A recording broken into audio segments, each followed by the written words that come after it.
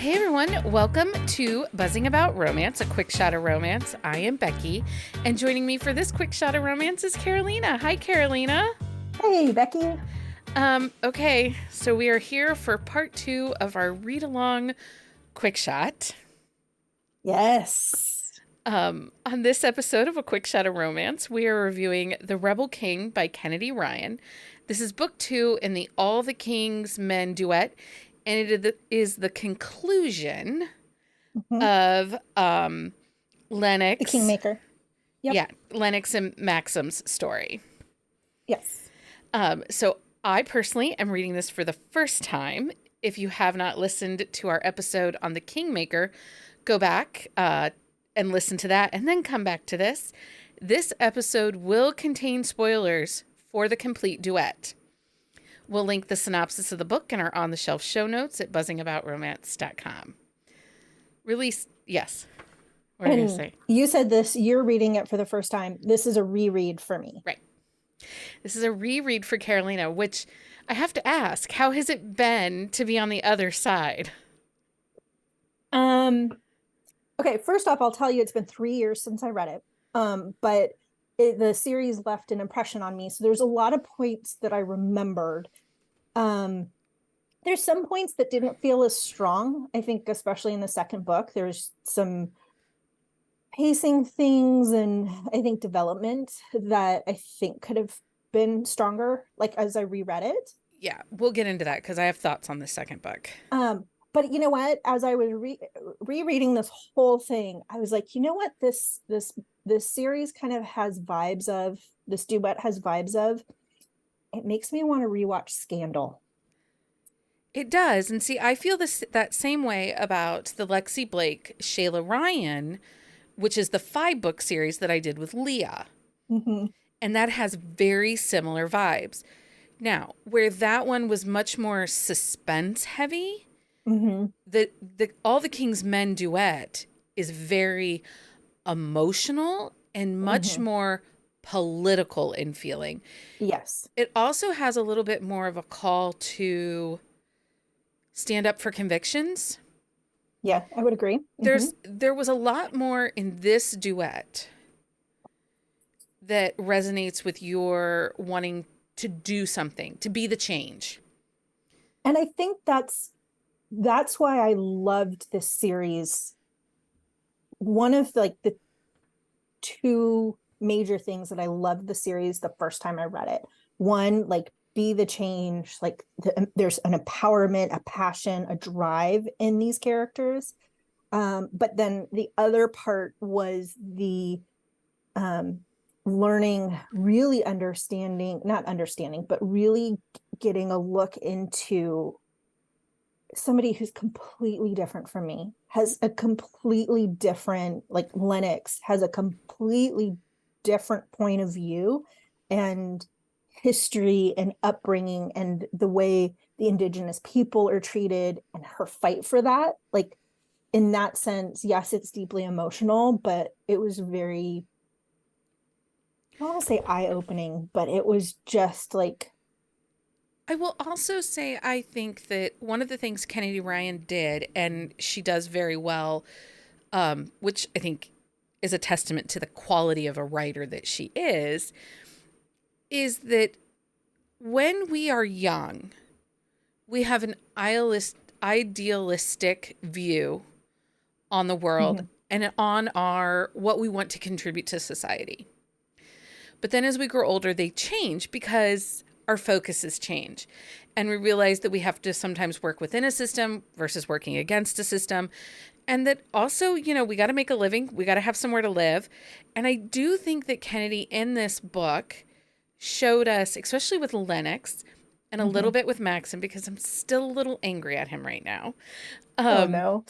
I think that she showed us that sometimes our idealistic um, feelings have to go through an evolution, because there was feelings in this book for me that they Mhm. both kind of sold out a little bit. But I think that that's reality for all of us. I want to be an artist, but wait, I have to feed myself, so then You you know, take the jobs that pay the bills. I think there's, I think what this book showed is, and I didn't get the sellout quality. I can see how somebody takes it that way. I didn't get that.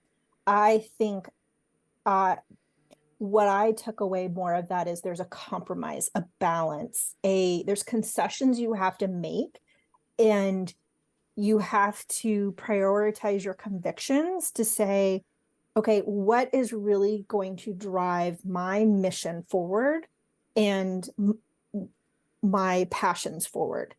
And so I think that's, for me, that's what it showed a little bit more versus full sellout. Yeah. I don't think it was full sellout. I just think it shows that you aren't the same person at 22, 24, 26 that you are at 34, 35, 36. But what I do like about the book is that, okay, yes, their convictions and their drive for um, marginalized people, for Lennox, and the environment, the climate, global warming for Maxim.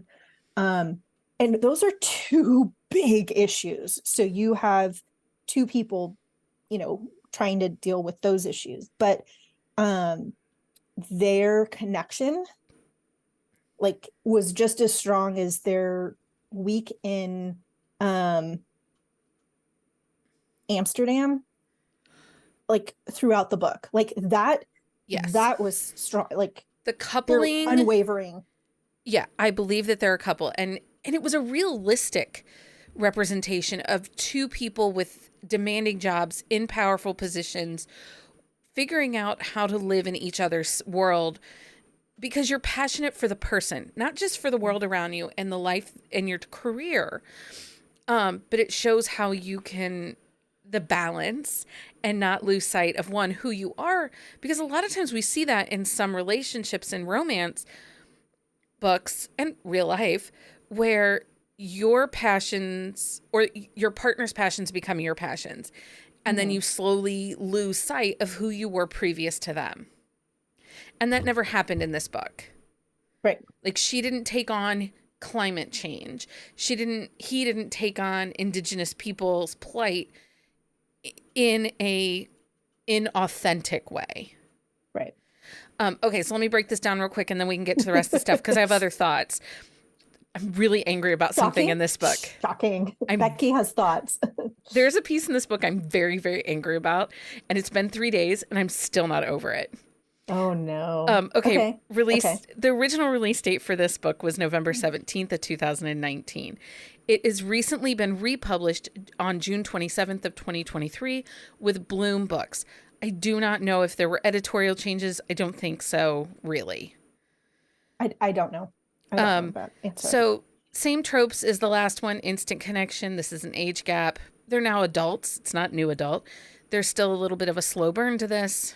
There's political romance, and it's still overall a second chance. The series is the All the King's Men duet. The type of series this is a duet, and it's dual first person. Put out percentage was 19%. Basically, she gets saved from the jungle, and he bends her over, and they have the sex. like, there was like no space. Yeah, but I think that goes to like she wasn't objecting to it either. She needed him just as much as he needed her. It was life affirming sex. Yes. But it was very quick. This was like, I almost lost you and I need you so close to me, like to make sure that you're real. Like I can touch you, but I need you. Yeah. Like to calm the animal inside of me. The narrators for this series, this duet, has been Jason Clark and Joe Raylan. Perfect. Absolutely Perfect. phenomenal. Absolutely perfect. Is there a third act breakup? There is a dark moment, but they don't really break up. Yeah, it's a dark moment. They don't really break up. I'm also going to give a PSA that if you haven't started the series, check your Kindle first. If you buy from Amazon, check your Kindle first, because they have new ISBN numbers, and so because of the recovering, yes, they have new ISBN numbers, which means you won't get a notification when you go to purchase it that it's already in your library. I have 2 copies. I have the old of the first one, the Same. Kingmaker. Yeah, I didn't have a second copy of the Rebel King. Like I Yeah. went and started like searching to make sure it all ends up grouping together on your Kindle. Yeah. But yes, I too also have 2 copies, which is fine. It's money to, Kennedy Right. Ryan, and I adore her. Yeah. So, okay. So one of the things I do think I need to say about this book, this series, is this book it was an emotional roller coaster. And I think in Mhm. the last episode, I talked about how it felt like if you're an empath, you have Yeah. big feels. And this book was even more big feels. Like I was emotionally wrung out at the end of this book. I think part of I don't disagree. It is especially the first time you read it. I didn't, because I knew what was coming. I I emotionally like was prepared for it. But I remember the first time reading it going, like there's some key moments you're like, no, oh my gosh, right? Like, or your heart breaks, and Becky knows exactly what I'm talking about. Um, but I would also say it comes from how, I don't remember if I said this in the last episode, but I thought it, so I want to make sure I do say it, and how she writes Lennox's character. And I think it's attributed to even um, Native American culture of like there's a connection with earth and the elements, and the way that she describes things in the inner monologues that Lennox has, it, there is just this inner connection with the world, and you take some of that on as well. And I'm not as saying it as eloquently as I want to, um but that I think that impacts the story as well. Yeah. Well, there is a spirituality that you expect and a cosmic feel that you expect when you read this romance just because of the Native Americans and the indigenous people and the spirits that they talk about and what encompasses their culture. And that's something Kennedy Ryan does very well in this book. And the connection to, and I do like how she threads it through both books of the, and I forget the name of the ceremony, but it's the coming of age ceremony that Lennox goes through, Yeah. because there's moments that she goes back to that, and it actually, it anchors her in a certain way of like preparing for that, because it's a very big ordeal. um and she describes it very well without getting over descriptive. um that there's this connection, and that it helps gives her strength during hard times throughout her life. Yeah. So one of the things I was very happy about with this book was the cliffhanger from book 1 to this book was very quickly resolved, Yeah. which reaffirms for me that she could have taken that out, that I don't think it made a significant impact on the relationship or on the actual movement of the story. Because, like I said in the last episode, I felt like that came out of nowhere and it didn't feel plausible within the world. But I was very happy that it was resolved quickly. I do still question, like, the guys, the bad guys, the brothers, was it reasonable? Was their reasoning? I just really struggled with the why for that part of the story. But it was okay. I mean, it was predictable, but I was glad it was resolved quickly and we got to move on to other things because I needed that. um, so one of the things, and we talked about this a little bit already, was like the characters. I loved who they were, right? Like I really love Lennox. Mhm. I think she's a more dynamic character in this book than Maxim. I would agree with that. Like, And she I think is that, and everything in this book. I think this is 75% Lennox's story and maybe 25% Maxim. Well, and I think what I really liked about her is her challenging of him. Mm-hmm. Not just in, like, you finally came back for me from book one, but in this book, when some of the choices he's making and some of the things that he's doing, she is fine to push back. And she feels empowered to push back. And it's, sometimes we get the heroine that's like, oh, I don't know if I want to say anything because it might ruin the relationship. Lennox didn't give two fucks. Well, and and his character needs somebody like that. Yeah. Because it will never work for him to have somebody who just agrees with him all the time. And I think that's also where they find strength in their relationship. So I do think, there was much more angst in book two than there was in book one. And I don't know that I was prepared for that. Huh. Yeah, there definitely was. Because she I didn't didn't think have an about that. angsty vibe in book one. Book one felt like an evolution of a story, the momentum, like the small snowball Mm-hmm. that just gets bigger and bigger and it's huge. And then we get over to book two and it's like the snowball is full of rocks and sticks and shards of glass because there's chaos everywhere. But I think that if it didn't have this angst, the second story wouldn't be as strong. No, I Like agree. it needed it. It needs it. And otherwise it would fall flat. So I was reading some reviews because I was curious and I saw a lot of hatred towards Lennox. Like, people just didn't love her. Oh, I adore Lennox. I loved her. I want to meet, like, she's one of those people, like, you ask me who you want to meet with and have lunch with. I want to meet Lennox. So there were talk about her being a little heavy handed and a little preachy. And I didn't get those vibes at all.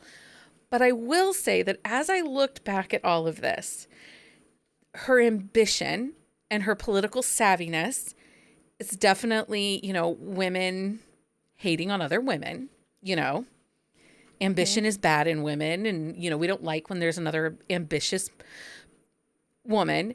But the themes in this book are very reminiscent of Lady Macbeth. Ah. And so now I'm curious because I need to go back and look at some old interviews. Was this Kennedy's Ryan's way of doing a Macbeth Like retelling? Because if you think about how the evolution of this book is, she's Lady Macbeth. Interesting. I didn't put that together, but now I need to know the answer. Yeah, so I'm gonna. So you're gonna send her a message email back. and Yeah. ask her. Yeah. So I do think. Well, we talked about the chemistry. I made a checklist because, like, I had so many big thoughts in this book. But Where was your problem? We got to get to that because you've got me on the edge of my seat about what your problem was. The twist at 50% completely ticked me off, and I seriously threw my Kindle and contemplated not finishing this book. They killed the fucking brother. They killed Owen. Like, Kennedy Ryan, what the hell? We didn't need to kill him. I mean, I understand because it made sense for the evolution of him to be able to come to terms and face his father and move forward. But stop killing Owen. Like, he was like outside of Maxim, like he was the most dynamic person in the book on the man side. Like, it was just like, let's kill all the men. I mean, men are idiots anyway. Like, we all know. But I was really fucking mad. Like, I feel like she stabbed me in the heart. The first time I read it, I was shocked. Like, I remember having to put the book down for a hot minute because I couldn't believe it. But I had to, I after that hot minute was done, I picked it back up because I was like, okay, what is going on? I need to know. I had to step away for a minute because I was pretty angry. That one made me mad. But I do think we needed it in order to see the change in Maximum and in his father Maximum. Yeah. needed that. I also really liked that um Maxim's love and commitment for Lennox was unwavering. Like, and he, every moment he told his dad and reinforced with his dad, I will always choose Lennox. Yeah. If you want me in your life, you have to accept her. If you force me to choose, I will always choose her and you will be out of my life. Like, it was, and there is a moment where his dad, his dad realizes that, because he does want Maxim in his life. And so his dad has to make big concessions as well. And he tells Maxim, I'm not gonna, no more pipelines on indigenous people's lands. We're not going to do that anymore. And Max's like, you need to tell her. I'm not telling her. You need to tell her. And it was a good, I think it was a good turning point conversation for them to understand, like, okay, this, we know it's not going to be like the big happy family, but we've accepted this. I thank you. We're going to move forward. Yeah. I do like how Lennox stood up to his dad too. Yeah. That she's a proud woman. Mm-hmm. And she didn't shrink from him, but she wasn't combative either. Like, she No. wasn't aggressive. She stood up, she held her place in a way that really showed her respect. And I think that came down to a cultural significance because you respect those who are elder. Mm-hmm. And in her movements with his father, you saw that she respected his place within Maxim's life, but it wasn't going to change who she was and what she was saying. I also like how Lennox acknowledges, before Owen is killed, um, Owen and Millie's relationship, because she recognizes Millie has her is own intelligence in her own right, went to, I don't remember which college, like an Ivy League school, has her law degree herself, but she knew that she wanted to be the politician's wife. And she knew, like, okay, this is my role, and this is like, she happily accepted that. And they have a great love, and she doesn't shame her for it. No. Like, it is, no, that's her choice and what she wants to do, and she's fabulous at it because she knows the inner workings and dynamics of what that looks like.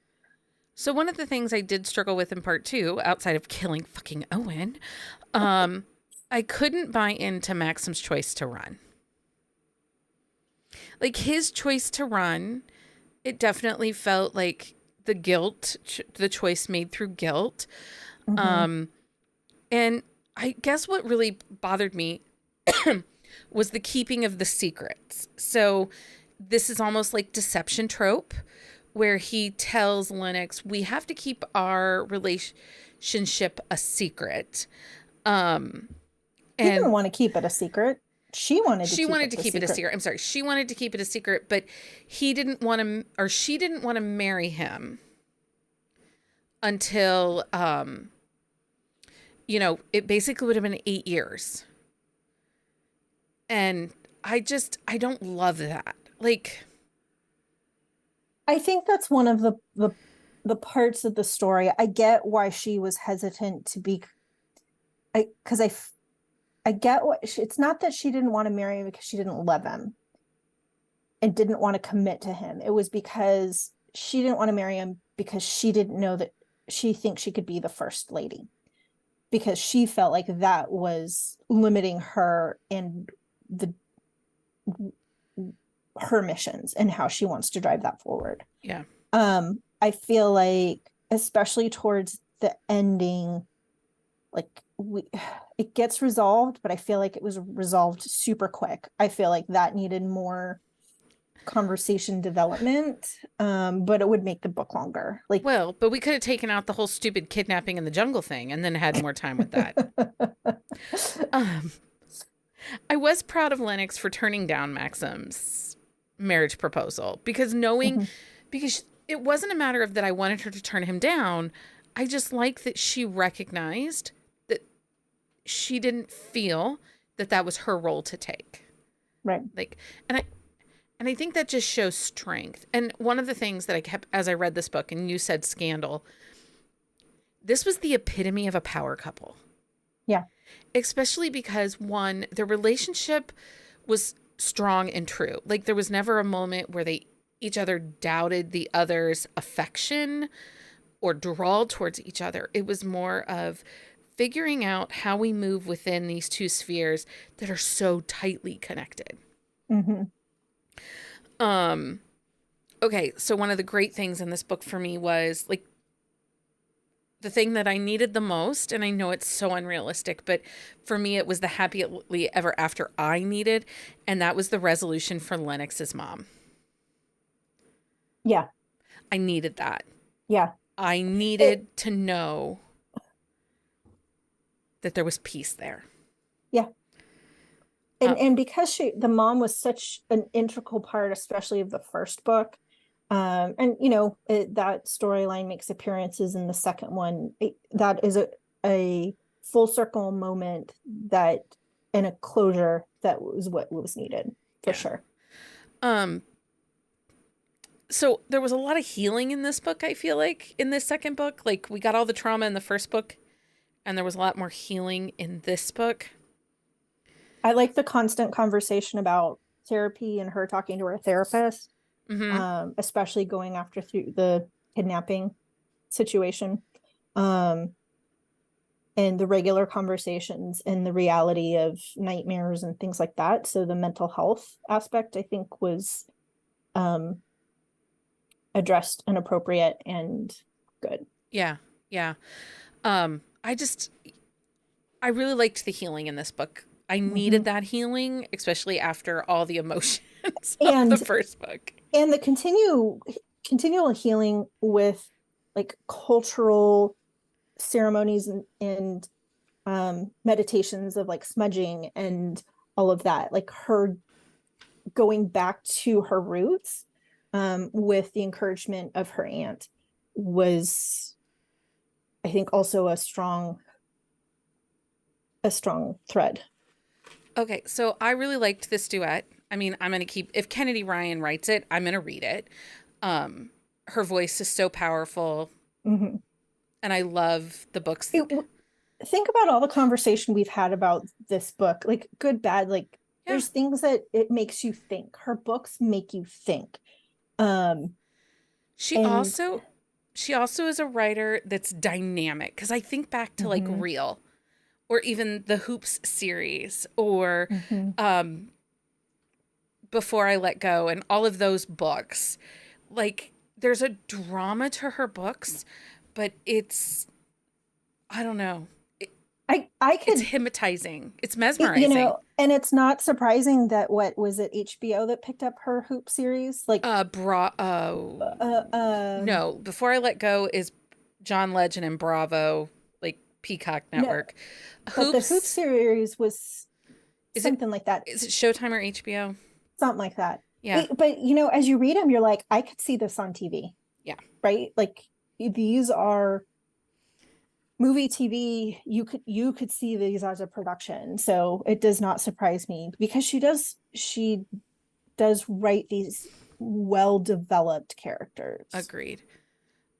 So yeah, I think you guys should read this series. I really liked it.